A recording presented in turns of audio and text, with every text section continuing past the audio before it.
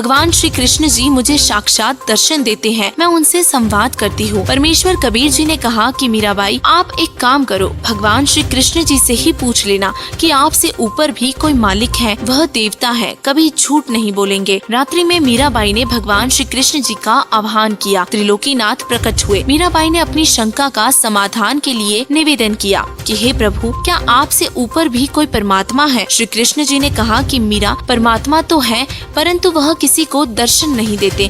हमने बहुत समाधि व साधना करके देख ली। मीराबाई ने सत्संग में परमात्मा कबीर जी से सुना था कि उस पूर्ण परमात्मा का मैं प्रत्यक्ष दर्शन करवाऊंगा, सत्य साधना करके उसके पास सतलोक में भेज दूंगा। मीराबाई ने श्री कृष्ण जी से फिर प्रश्न किया, क्या आप जीव का जन्म और मरण समाप्त कर सकते हो? श्री कृष्ण जी ने कहा कि असंभव है, लेकिन परमेश्वर कबीर जी ने कहा था कि मेरे पास ऐसा भक्ति मंत्र है जिससे जन्म और मरण सदा के लिए समाप्त हो जाते हैं, वह परम धाम प्राप्त होता है। मीराबाई ने कहा कि हे भगवान श्री कृष्ण जी, संत जी कह रहे थे कि मैं जन्म और मरण समाप्त कर देता हूँ, अब मैं क्या करूँ? मुझे तो पूर्ण मोक्ष की चाह है। श्री कृष्ण जी बोले कि मीराबाई, आप उस संत की शरण ग्रहण करके अपना कल्याण कराओ। मुझे जितना ज्ञान था वह बता दिया। अगले दिन मीराबाई मंदिर नहीं जाकर सीधे संत जी के पास गई और श्री कृष्ण जी के साथ हुई वार्ता परमेश्वर कबीर जी के साथ साझा की और परमेश्वर कबीर जी से दीक्षा लेने की इच्छा व्यक्त की। उस समय छुआछात चरम पर थी। ठाकुर लोग अपने को सर्वोत्तम मानते थे